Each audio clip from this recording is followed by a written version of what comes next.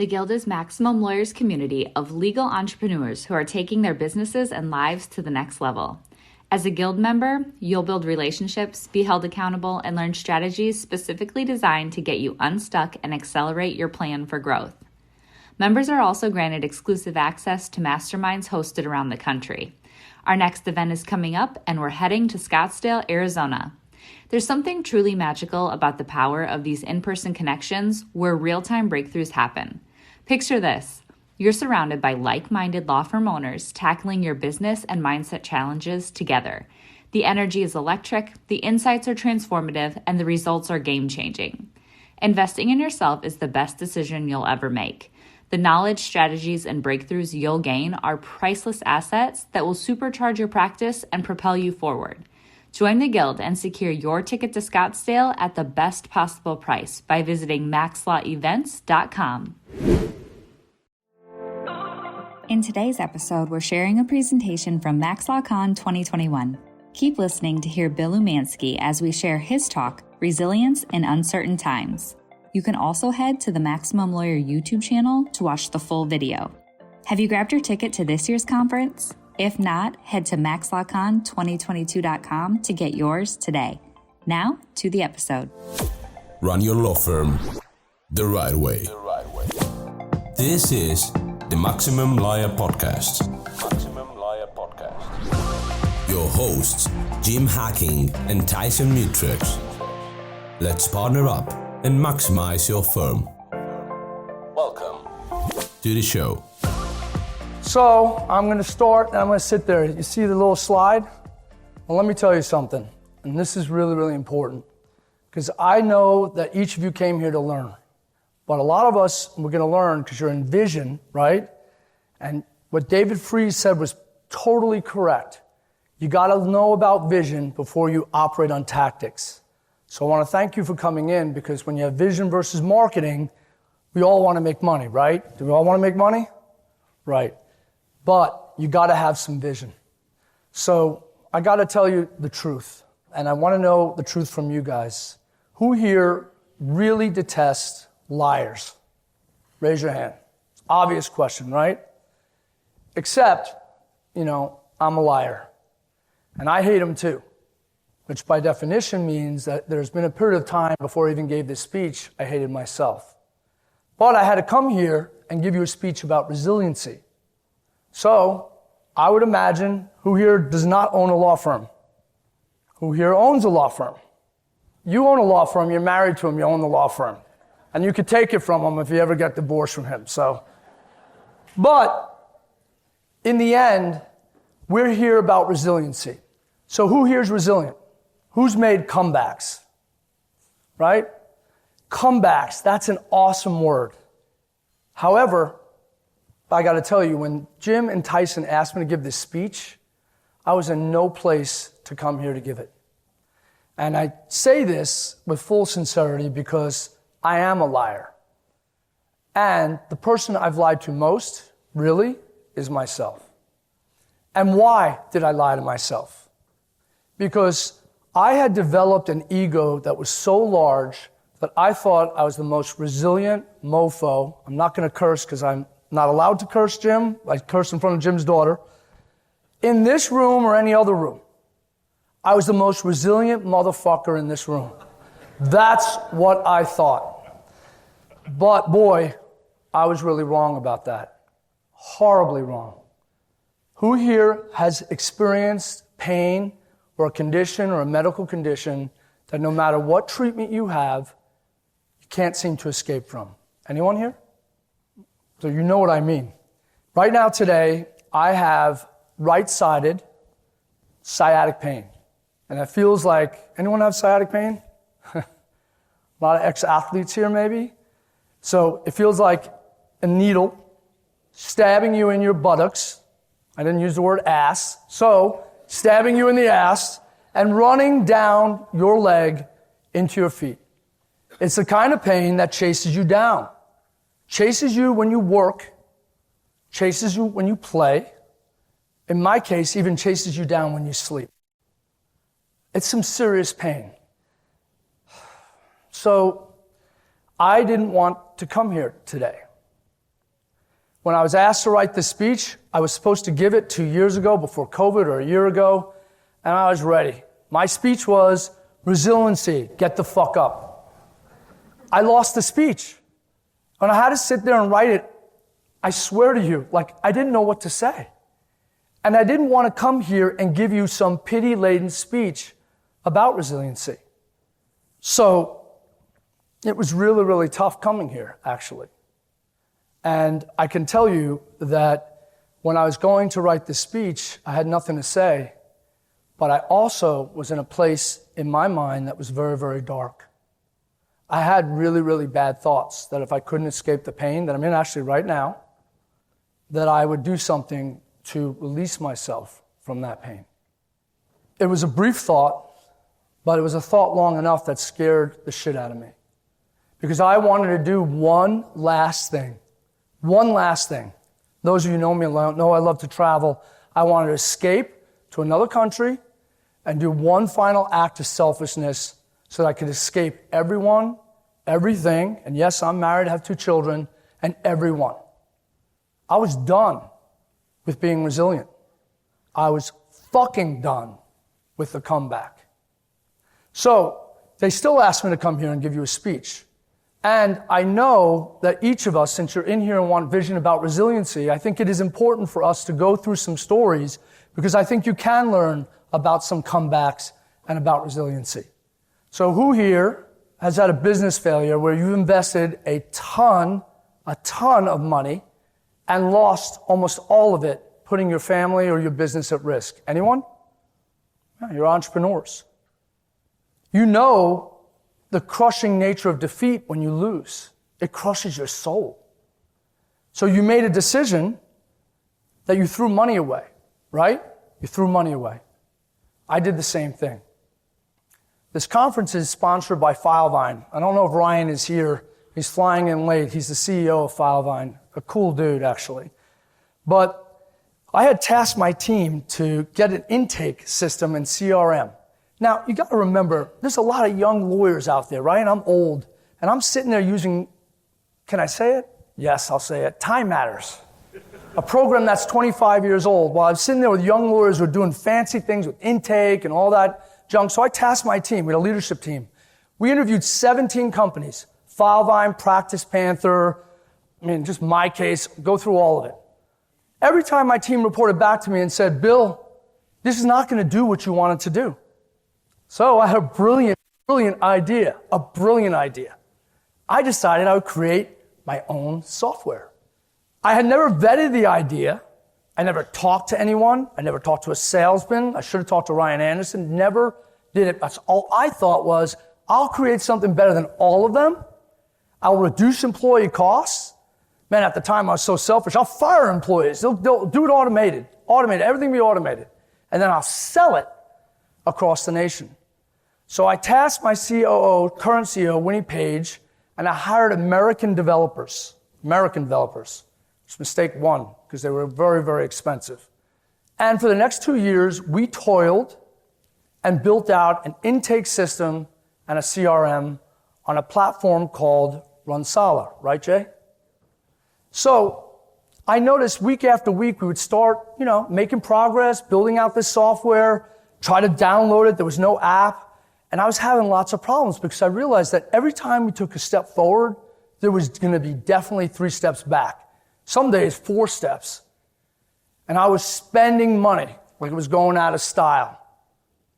One day, literally, I get up with no reflection, no thought. After 2 years, can you imagine this? Day after day, week after week, month after month, year after year. We're trying to develop this software. And one day I just decided, without talking to anyone on my team, I'm done. I call my CEO, Winnie Page. I say, Winnie, we're just done. There's silence on the other end of the phone. I really didn't give a shit what she thought, actually. I just knew I was done. And I said, cut it. Well, Sarah's sitting here, who's my director of finance, and this is really crazy. This is the truth. I had no idea what I spent on this software. So I called her up and I said, Sarah, I need to know what I spent on this debacle. And she's like, you don't want to know. Well, she wouldn't tell me. So the next day I walked into her office. Actually, there's a chair here. I remember she's got a small office right across from mine, sat down, and I said, tell me what we spent. So, was it $50,000 in 2 years? $75,000, $125,000, $150,000? Nope. $200,000? Anyone know what I spent? $285,000. Now, if any of you are big ballers in here, maybe that's not so much, but for me, having 2 kids that were getting ready for private university, it was a lot. And I got really dark again. I started feeling bad about myself because we failed. And this was at a time where I didn't have enough money saved up for my children's education, and then I had to tell my law partner, some of you know, Zara Umansky, my wife, that I had nothing to show for it. The next 24 hours was bad, was dark for me. But I would amaze myself because I could immediately shoot a video about how wonderful I was. 285, it taught me nothing. Middle-class mindset. I don't have it anymore. I can spend money, lose money. I can take chances. I think, because I was trying to confirm with you, Jay, whether I actually gave you the software or not, because he's using Ronsala. But in my mind, I was like, I'll just get rid of it, and there'll be a story for it. I felt pretty good about myself. I felt resilient. I was like, I can do anything. I could fail, and everything's going to be A-okay. Unfortunately, that wasn't the case. So, who here, and be honest with me, who's had a rock star employee that you've had to terminate? Okay? You will have a rock star. Who has rock star employees? You're learning a lot about team building and everything, but trust me, one day, who's got a rock star employee that they're great in sales or they're great in litigation, they're wonderful in at what their job is, but they just don't follow your values? Does anyone have anyone like that? You still do? Brian, really? Well, I'm not going to point you out, but I mean, you know deep down inside, Brian, you know deep down inside, right? You know that despite that they're good, you know that if you get rid of them, you're going to have a hit on your business, right? And you know that you keep them on at a cost to your teammates, right? And you also know, in some respects, you have these values because you're a smart guy and everyone else in here is going to go through this or has been through this. Not my friend Brian, but you're a hypocrite. Well, I had one such rock star. And he came, he interviewed with us. He was wearing like ragged jeans, a flannel shirt. I don't remember what he was wearing. This guy had graduated law school, but he was hungry. I added him to my intake team, and I'll tell you, that guy could sell. We do criminal cases. He just understood what people needed, and he gave it to them. But he was a cancer. He berated my staff. He wouldn't follow technology. He wasn't positive. He'd show up late. He showed up whenever he wanted. Even though we had flexible hours, he didn't seem to care for any of the rules at all. And his teammates didn't respect him. And worse yet, they didn't respect me because I kept him on. One day he came over to me in front of my staff, and started screaming at me. I smiled. I don't have an ego. This guy can't bother me, but what I was thinking was the bottom line. So I walked away, went out. I may have had a drink. I don't remember, but I remember at the time that I think I lost the respect of almost everyone on my team. Have you ever felt overwhelmed with everything there is to do within your legal practice? How do you keep up with your legal work while making time for growing your practice and attracting clients?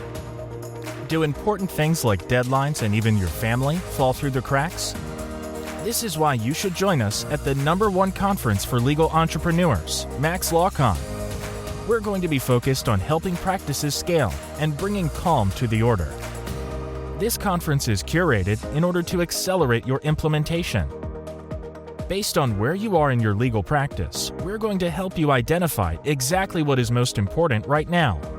When you leave Max LawCon, you go home with complete clarity, focus, and a plan to make 2022 your best year ever.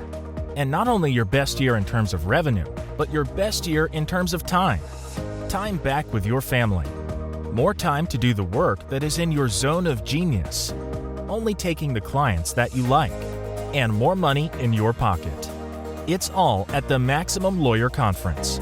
Max LawCon is a 2-day event on Thursday, June 2nd and Friday, June 3rd in St. Charles, Missouri.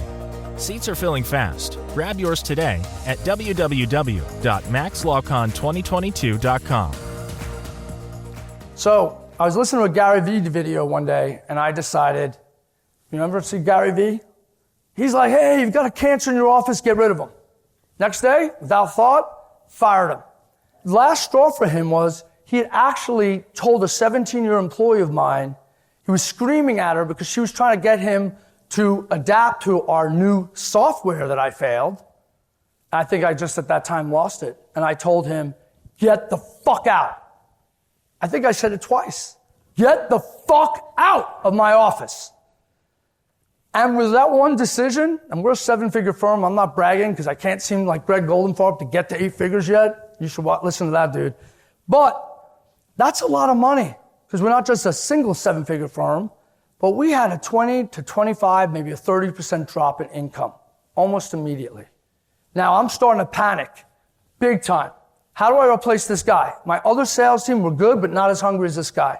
So over the next year, this is pre-COVID, I hire 3 lawyers, personally interview many more. Sarah helped me. I didn't care. Hire slow, fire fast. Got them in there. Trained them. Spent up till 10, 11 o'clock at night working with them. I had to fire each and every one of them for that next year. I'm 50 some odd years old. I like work. But for those of you who are entrepreneurs, you need to get out of sales, right? Especially if criminal lawyers are here. Otherwise, you'll never escape your practice. And I'm sitting there selling. I got so desperate that I went out of the box and I found a woman who was a longtime prisoner, a convict. She was in prison because she had a shitty lawyer. If anyone could be empathetic, it was this woman. But she didn't work out. This is funny because I'll tell you, oftentimes, I think all of the time, I was going crazy. I was like, I made a mistake. Maybe, Brian, you shouldn't fire the person. I made a mistake. And then one day, a guy comes in from Cuba, not from Cuba directly, he's an American citizen, but he's a Cuban guy. And he grew up in a house that I know was smaller than some of your living rooms. Is anyone here Cuban American? Well, let me tell you, this guy came over here with nothing. He worked in the U.S. Army, became a U.S. Army Ranger, and was kicking down doors in the Triangle of Death. That means death. This guy had killed people, been shot at, kicked down doors. His name is Armando. I love the guy. He's no longer with me, but we're still very good friends. He's driving a truck because he had a little background issue that maybe he has to take care of before the bar, but I will tell you that guy changed everything for our firm. He followed our values. He understood the chain of command. And most importantly, Brian, he could sell. Our teammates rallied around him. Our sales blossomed. During COVID, we maintained. And when the governor of Florida opened us back up, we were really in a position to dominate. He was that amazing. And what I learned in that year of failure or going through stuff was that I realized I have to stick to my values. That's true grit and true resiliency. But I ended up, and this is really interesting, I ended up learning the most important thing was I got to get out of sales. So I removed myself from the situation, hired an attorney sales manager, and really I don't have to hire, fire, and I barely even have looked at my phone for signups this week or last week when I was in Vegas. And for some of you who know when you're running a business, that's pretty hard to do. I'm out. And that really is resiliency, or so I thought. Last one. Anyone have a health condition that I talked about? You said sciatic pain. Anyone else overcome a condition, cancer or anything? Anyone have to fight through, get through, because that's the biggest resiliency, right? Chemo, radiation. Anyone here want to share that? So I can tell you that I've had 7 surgeries. 7. When you have 7 surgeries and you fight back after each one, I had 2 Achilles, and I'll show you something. These are my friends in the hospital because you had 2 Achilles. Look carefully. There's a cast. I was in the hospital for neck surgery. I've had 2 Achilles, knee, shoulder, skin cancer removal. I had 2 discs replaced in my neck. That's me at the hospital. If you see there's a boot on my leg, I had tore that Achilles, retore it, and then one day woke up with searing pain down my arm. I'm a PI lawyer, so I called my friend who's a neurosurgeon and said, listen, if you don't want atrophy, you need to come in and take care of it. Had surgery. And there's my friends trying to put me out of my misery so that my wife could collect my insurance money. I was just in Vegas with those MOs, but whatever. But so after each one of those surgeries, I rehab. But here's the deal. I forgot, I'm going to jump off stage. I was told I wasn't allowed to. You got to see it. One day, I have a firm called Injured British in Florida. And my partner and I go to London to try to get cases. Quite honestly, we just wanted an excuse to travel. And we created this firm, but we started getting cases. So we would go there once a year or twice a year to meet with English lawyers, and then we go down to Spain, to party. Well, again, I'm over 50, and I'm at a bar one night, and we're all dancing around partying, and there's a guy that bought a big bottle of Magnum. Now remember, I feel resilient.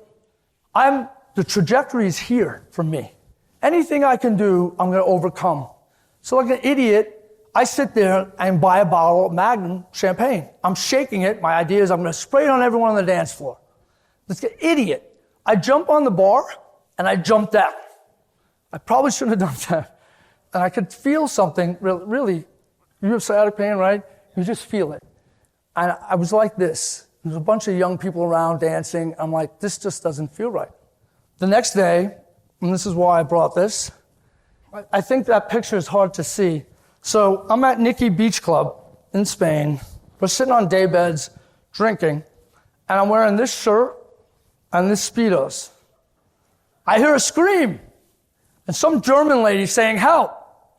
Apparently her friend, a boyfriend, she was drugged out, I don't know, was trying to drown herself. Literally walk into the water and drown herself. There was no one that made a move to help her at all. So what did I do? I ran my little Speedos, my gold thing, and went in the water and proceeded to try to save her. I'm trying to get her out. She's fighting me. I'm a pretty strong swimmer, but it was pretty hard. I get her into shallow water. I actually kicked her in the head. It's not pretty when you're trying to save someone. And I actually saved her life. But she was like dead weight. So you can imagine twisting to get her out of the water. And between those 2 actions and those 2 nights changed my life. Because over the next 18 months, sciatic pain, both sides. I told you I have one-sided today. Both sides came down my leg. Chiropractor, facet injections, epidural injections, bilateral pain injections, blocks, all of that. Cold laser therapy, all this stuff, right? I go through all of it. One day, any gymnasts in here? One gymnast. You're a gymnast, Mike? I got so desperate, I started doing pelvic floor work and for men. And I challenge you to look that up on Google. And I'll tell you, it was the last straw. I ended up getting surgery. Well, here's the key. I then get surgery, rehab, shooting video after video on social media. Look at me. I'm doing great. I'm wonderful. I'm terrific. But you know what was funny? There was something reckless about all 3 of those stories. All 3 of them. Because what happened at that point in time was that I forgot what it was like to feel the pain of the moment of all of those stories. You guys are all entrepreneurs, and I think this is what I'm really trying to get at.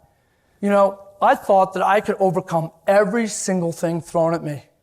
What happens when you have a crisis next time? And I want you to pay attention to this. Do you sit here think that the next time you face a crisis, because you're all entrepreneurs, right? You've survived business failure, maybe fired a rock star employee, have plenty of stories because we're entrepreneurs. Resiliency and comeback separates us from the herd. What happens if you don't want to make a comeback? What happens if you don't want to fight? And if there's some of you in this room, like I did, are thinking, that's not going to happen to me. Bill's a crazy guy. He doesn't know what he's talking. We're not going to take him seriously. You're in for a rude awakening. You are. You see, I forgot that in all of those things that happened before, many other stories, that there was pain in those stories. I forgot that there were teammates that I left on the field. Remember the CEO that I called and told her, hey, we're done. That was her dream. That was her project. I forgot because I came numb to it all. And literally, if you forget those stories, then you yourself have created a false God in yourself. You lie to yourself, and then you start to begin to believe the lie. So I'm really here to tell you that resiliency is not a straight line. It is not a straight line. You get me? It's about peaks and valleys. And there's always going to be another time that you may not want to get up. So I'll just leave this with you. I think it is really, really important that if you ever feel that way, that you say to yourself, it's not a straight line. Maybe I need help. Because when I had to write this speech, I rediscovered the fact why I was so lost. I had lost my humility, lost it.